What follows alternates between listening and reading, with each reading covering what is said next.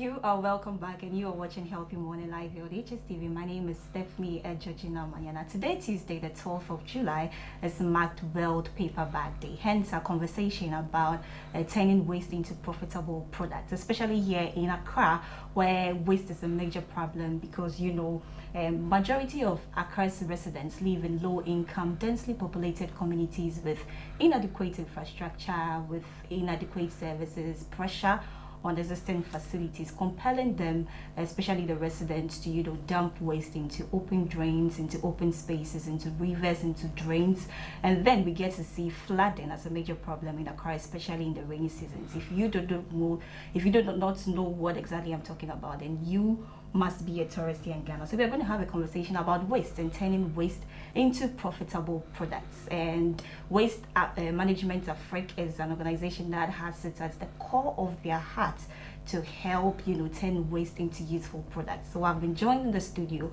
by a very cute lady. She is the Chief Executive Officer of Waste Management Africa. She is Lydia Kwaku, and I also have the programs coordinator as well. He is Francis Ofusu Kobia. Good morning to you. Good morning. How are you two doing? By God's grace, you're fine. Okay, how was the long weekend as well? We had to do some pickups of plastic, so we didn't enjoy the holiday. Oh. We actually working.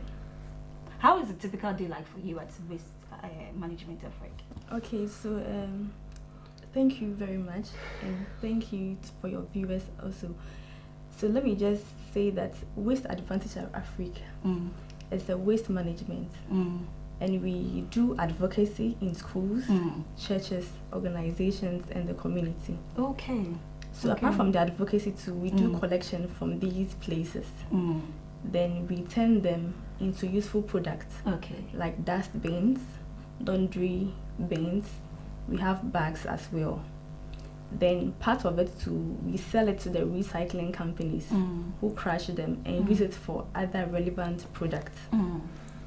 So apart from the advocacy that we do, the collection takes majority part of it. Okay. Because plastic pollution is a challenge in Ghana here. Right. And it has a direct impact on climate change. We realize that people burn the plastics and other people also discard them, which at the end up in the wrong places at the landfills and the oceans as well. Okay. So I would say like a day for Waste Advantage Africa is a very busy day. I see. And you as the Chief Executive Officer of Waste Advantage Africa, when did this whole idea, come to you to bring up something like this? A cute lady in the waste space. How did it all come to you? What pushed you? What did you see? What triggered you? What exactly happened? Okay, so I would say some years back, I was working with Airtel. Airtel, okay. Yes, so on that day that the tragedy happened, the day that it rained and it caused the circle havoc thing. So I had closed from work and I was going home. I was trying to get a car. So where I was standing, I realized that the rains that were falling and it's pushing so much filth, and I realized there was a lot of plastics and it was really choking the gutters, and I was like, this thing is a serious thing, so what can I do? So I said okay. So I just realized that I had interest in this thing, and I went to understudy, and I hope you've heard of Macintosh Africa. So I did a little bit training with him. Then I started doing my own thing. I went out there, I wrote letters to schools to do advocacy. Okay. Then I had people also joining the team. Okay. Yes. So I realized that plastic pollution is a challenge here. In Ghana here, we always talk and this and that, but we don't walk the talk. No one does that. And I was like, no, this one, I will do it. You'll do that. So you drew inspiration from the tragedy at Circle a few years ago. Thank you very much. Interesting. But Francis, as the programs coordinator, I want to find out from you, how negative has filth impacted our environment? I don't even know how to say it. It is so much that sometimes words cannot describe it. There's one research that they have done that in 2050, the plastic bottles that will be in our oceans will be more than the fishes in the oceans. And even now it's happening. This example, like when the fishermen go to the sea, they put their net into the waters. What they are trying to get is fishes. They will pull out the net full load, so they are happy that, oh, today's catch is very great. But they will come out and they will realize that it's rather plastic that they caught, but not the fishes. So the plastic pollution it affects community, school, individual, the country, and the whole world. Everybody has a part in it that affects. It affects basically everything that we do, and it's gradually eating into this climate issue. So it has, I don't know where to even start from and where to end. It is a big issue. So how do you, or the regular day, how do you get your raw materials? How do you get the waste? How do you do the collection? What's the process like? Okay, one is like a buyback, community buyback. We did one some few months ago in Eastern Region, Abri. That when we go to the community, there's information centers. We set a date that may be coming Saturday. Some people are coming to buy prices, so we tell the community that if any kind of plastic you have, either the bottle one, the one we drink the water from, broken plastic chairs, anything plastic and paper, you should bring it. And when you come, you are not just bringing it, you will go home with something. We compensate them with money. We buy it actually from them. The reason why we do it is that if we don't give them something, they will burn it. You say, so you believe the education is not enough? You still have to give out something for them. You know the economy. Do you go to the rural areas in the Eastern region? Not yet. Okay. And the reason is not that we don't want to go, but we have a logistical constraint. I see you are so much interested in that. We'll come to the challenges you're facing. So like I was telling you, we will tell the community that when they come, they should come with all the prices they have, and we are going to buy them. You do that. So we've done that in the brick community, and we also, we have some centers that the women are aware that we buy them. So they will go around to pick it. Then they will call us either on phone that they have a plastic here. Can we come for it? Then we take this Aboboya, Praga, then we go to collect them all. This Kia trucks, we rent it and we go and pick them. And where Coco stays to, the women around know that that's what she does. They call her Bola Queen. So they will pick the plastics, then they will come. So if you go to a house right now, there are plenty plastics there. They will the paper waste as well. They will bring it, then she pays them. My area too. She's in the Brie, Eastern region, and I'm in a monochrome. I guess my Papa is starting from the Eastern region. Yes. She's doing bias. Okay, so you mentioned that you visit schools as well to get the paper waste and the plastic waste from them. So when you go to schools, aside the visitation, the advocacies and all of that, how is the reception like from the students? Okay, so the reception is actually great. So let me give you an example. So when I'm done, I give out my contact numbers. And after that, people start calling me, Madam, Pacho, you have plastic waste, you. Pacho, you know, like they're excited. They really want to know more, and they want to do something with the plastics. So normally when I'm going, I take the bags and the bins. I show it to them for them to see that this thing, we don't throw it away. Don't throw them away. Waste is wealth. It's a resource. Wow. You can actually do something with it. You can actually gain money from it. Wow. So you don't need to burn it. So with the schools, it's going, how good or how bad is it going? So let me give you one, sir. I'm interested in the success story. Yes, I have one wonderful one. Tell us. Maybe school invited us in the Eastern region, Kufuridria. It's a basic school, so they made up for this education, and we set a date for them. We went them, we showed them screens, some of the plastics, and why they shouldn't burn them. We told them almost everything we could tell, and we left. We came to sit in our house. So we were there. One of the teachers called us that what we did. One of the children went to the house and they used this plastic bottles in their house. Okay. So afterwards, usually after, the mother will go and burn them. Then that very day, the child said, Mama, Debbie, and go for be by your school, no, my catcher, and say, yes, and then we see no Koyuma, say, as I didn't tiffin air corner, and my mom is in the beam now. Me, I'm a buano.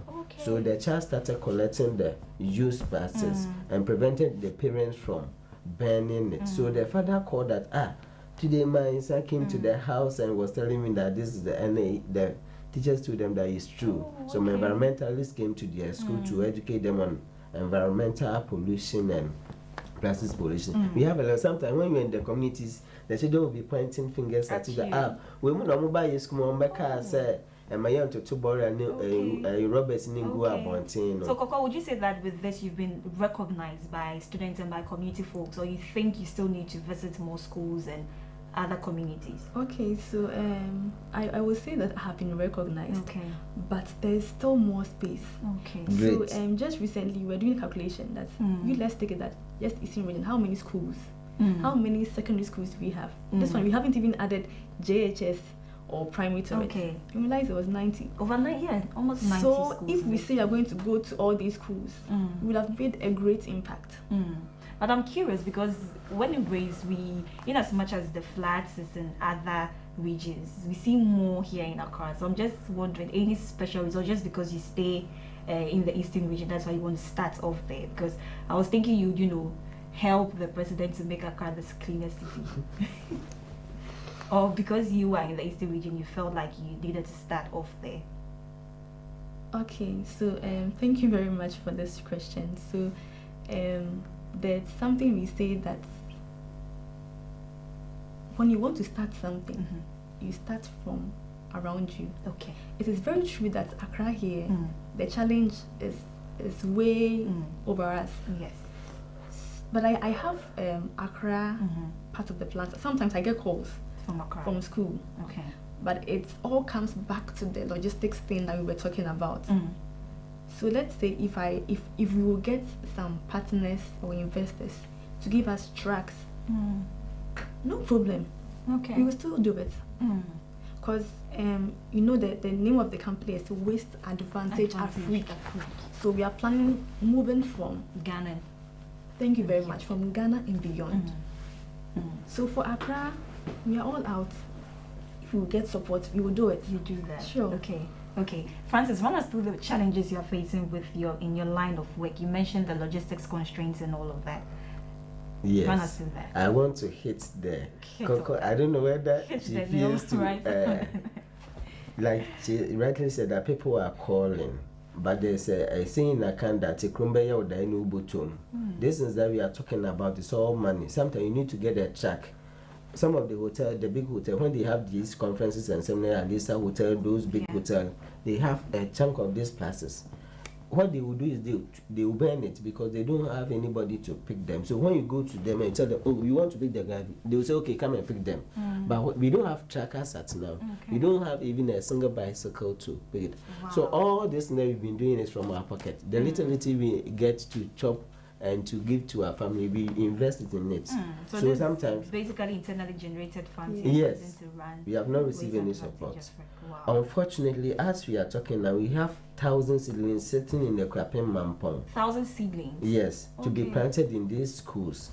Some are in Adenta, West African Senior Secondary School, Brigade Training College, and Eastern Region. After the Green Ghana Day? Yes. That still have more seedlings that you expect will be distributed to you. That was our part, but we couldn't go for it. They are still waiting for it because we don't have the means. So if there are some organizations out there who we just need the transportation from Kwapin Mampong to the schools that we are going to do the planting.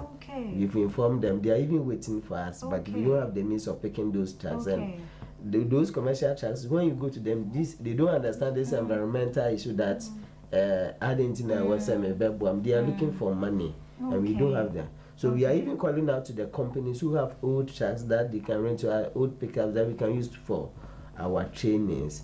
Then we come to Accra because the work is big here, but we don't have the means. And we don't want to be complaining. We don't want to be part of the complainers. We want to be part of those who are giving solutions. We know the problems already. We know the problems Ghana is facing, Africa is facing. So we don't want to be talking about problems. Okay. And the more you have problems, the more you have money. Because problems can be turned into money when you have entrepreneurs. All these problems that we have are all monies. The only thing is little investment to turn back. Like if I want food to eat right now, I'm in this studio, I cannot go out. Right. So maybe I will just call somebody who is cooking and they will call that person to bring the food. So that is the problem I have now, and it can be turned into money for someone. Okay. So just like we also have an investment part of our environment, and just picking ballers. We have investment part that people who have money who want to invest in green businesses can also contact us after this program.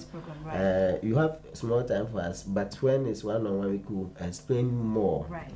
But Coco, do you also have plans, liaising with other waste management companies like Zoomline or something to, help you? Because I believe they have the resources, the logistics to, carry the waste products for you to recycle them into useful products as well. Do you really have plans liaising with such organizations? Sure, so we have plans. In fact, they are the big companies. Right. So if they would also take us like the baby companies. Have you taken a step?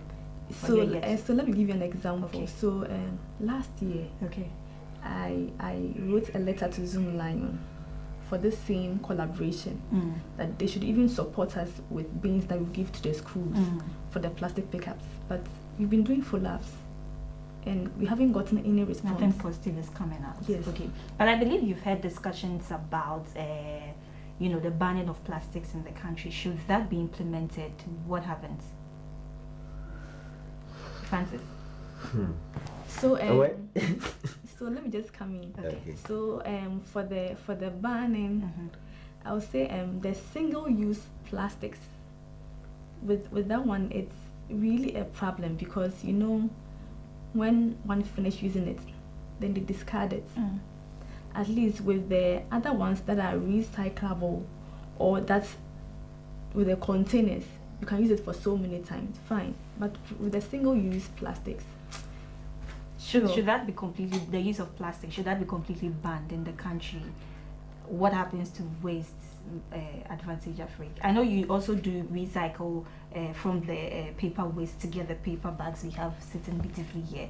But what happens to the plastic? Should it be banned? So we can you still stand waste advantage Africa? Can you still stand? Of course, we can still stand. Okay. So we are also looking at other alternative solutions, which is the paper bags, which are eco-friendly. It's not like the biodegradable like the plastics. Okay, talking about these paper bags that I see here, I want to find out from you what exact waste product did you use and did you recycle to get this?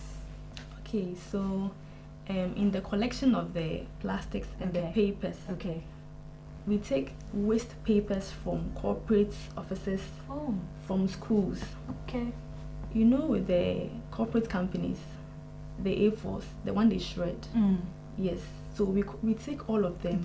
Then we liaise with the recycling plant who has the machines, and they turn them into the raw material, like the brown material, for us to use in the paper bag. Okay. I'm also thinking that from schools too, there are the brown papers we use in carving our books, right?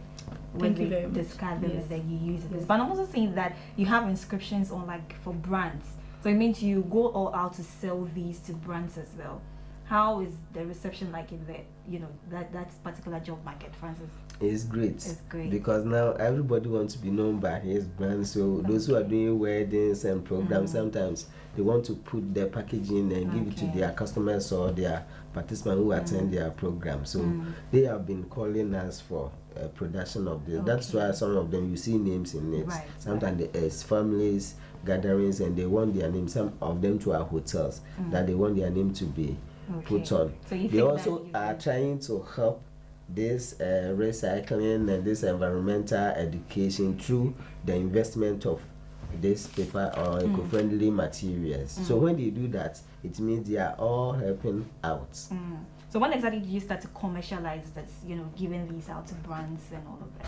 So like when did the idea come up? Okay, so this one just started like this January. This year, January. Yes, okay. but Waste Advantage Africa has been in existence for 1 year. For 1 year. Oh, okay. Then you commercializing this particular aspect of it was was January this year. Yes. So how do you put yourself up there for these brands to come to you for paperbacks?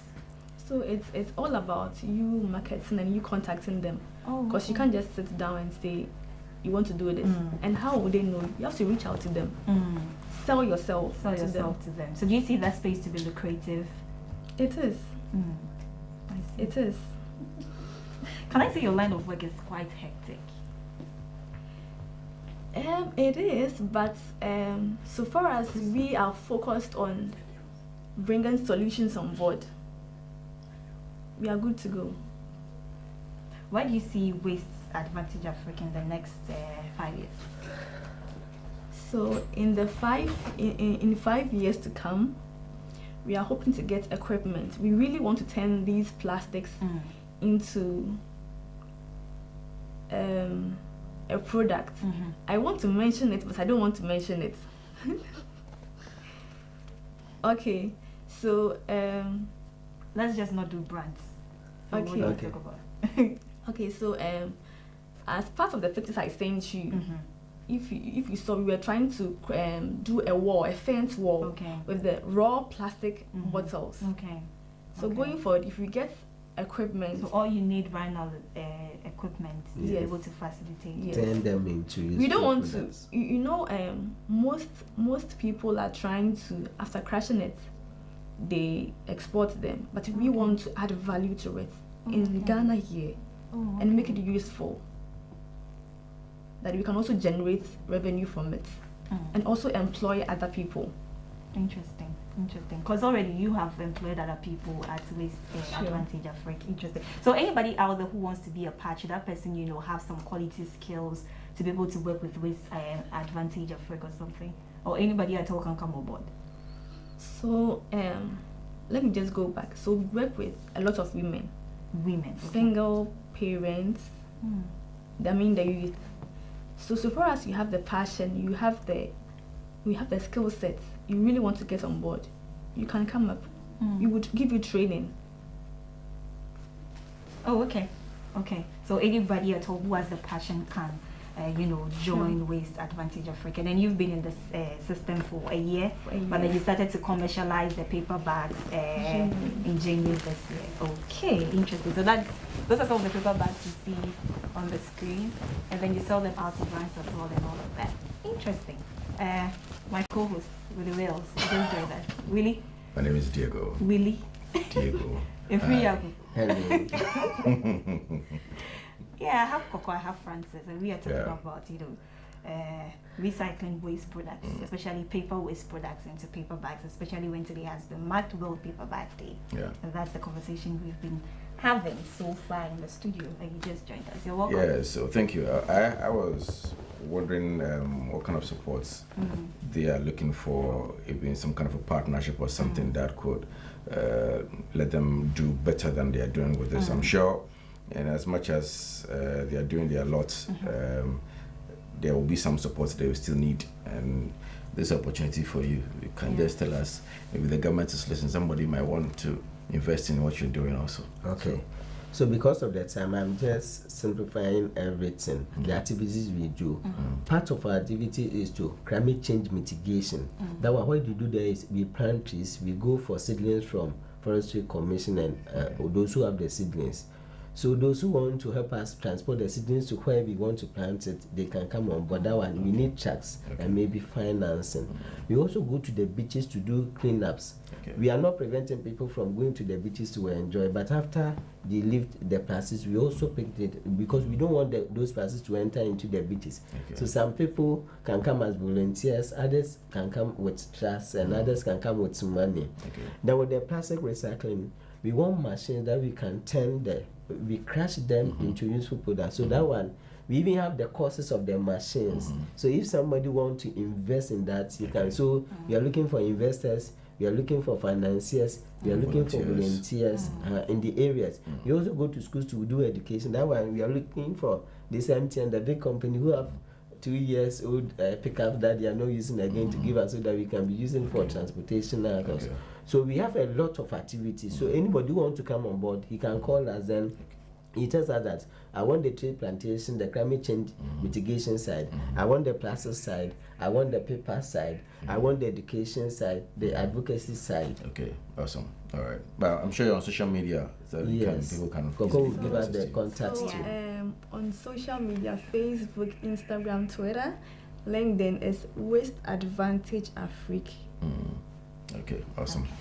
Interesting. Right. Yeah, so I think it's a wrap. Thank you so much. I had a conversation with William Diego Pakabeni, with Koko, Kwaku, and then Francis Ofusu-Kobia. He's the programs coordinator. Then Koko happens to be the chief executive officer of Waste Advantage Africa. And we had a conversation around turning waste into useful products. That's the paper bags, especially today being marked the World Paper Bag Day. So it's a wrap on today. So maybe somebody wants to call us if you allow us to give our numbers. You can go ahead. Okay. So the number is 0244 884622. 0244 884622. All right. Okay, thank you very much for making time and joining us, and thank you to viewers as well. You help us to keep our jobs, like I always say. And thank you to Hstv for my beautiful outfit today. So we're going to take leave of you, and God willing, tomorrow we are going to serve you. So like I said earlier, my beautiful outfit is from Hstv on Instagram, APPARRELVEE,